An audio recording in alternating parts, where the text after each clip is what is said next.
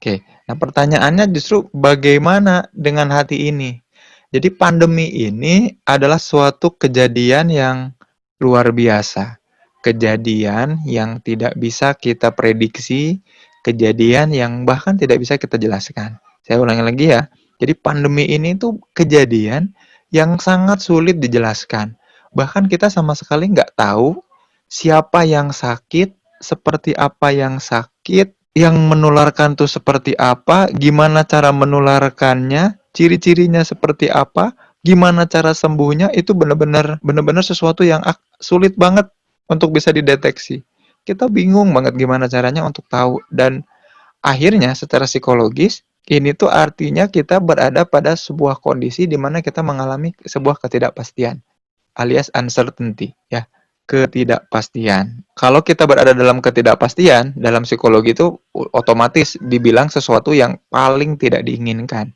Jadi kalau ditanya, hal apa sih yang paling membuat kita takut, membuat manusia takut? Ternyata bukan kematian, ternyata juga bukan ditinggalkan oleh seseorang atau someone spesial, bukan juga kemiskinan, oh itu mah jauh banget, apalagi kemiskinan. Yang paling membuat seseorang takut dan mudah tertrigger untuk cemas, nah ini yang perlu dipastikan. Ini perlu diperhatikan dan digarisbawahi sama teman-teman. Yang paling membuat kita mudah untuk jadi resah, gelisah, bahkan sampai ke level takut adalah mengalami sesuatu kondisi yang disebut dengan ketidakpastian alias uncertainty. Jadi, ketidakpastian inilah sumber dari segala sesuatu yang membuat kita resah dan gelisah. Sampai sini mudah-mudahan jelas ya. Dan ketidakpastian ini adalah hal yang paling menakutkan dari pandemi yang terjadi saat ini, teman-teman. Jadi kalau mau merujuk secara psikologis, yang bikin orang takut itu bukan soal bahwa COVID ini menimbulkan banyak kematian. Enggak. Ternyata kalau secara statistik, masih ada penyakit lain yang lebih mematikan, yang lebih ada di dekat-dekat kita, di sekitar kita.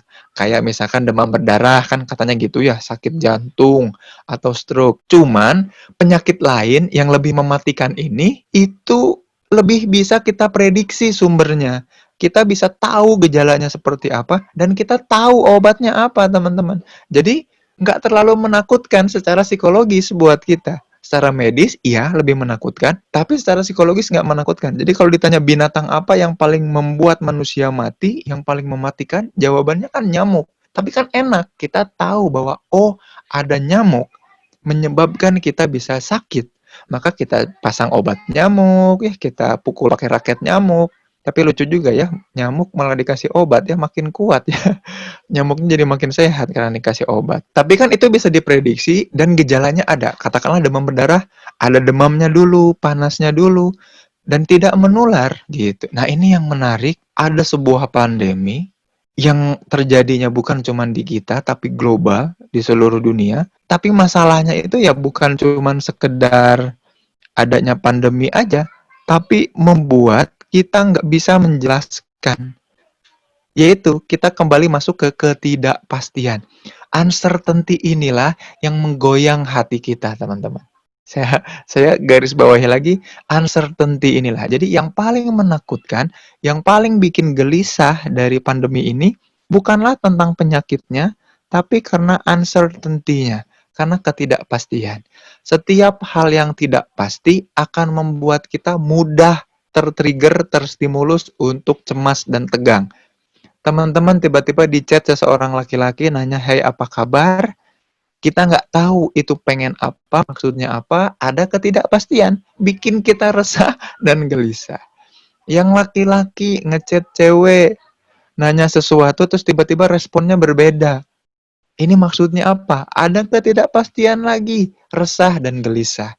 Jadi resah dan gelisah, ketidakpastian, uncertainty ini luar biasa gawat, bikin resah hati. Jadi saya nggak akan ngomongin hal-hal lain yang artificial, yang di luar, yang kelihatan. Saya mau ngomongin hal-hal yang paling dalam, yang paling ngaruh banget sama hidup kita. Apa itu?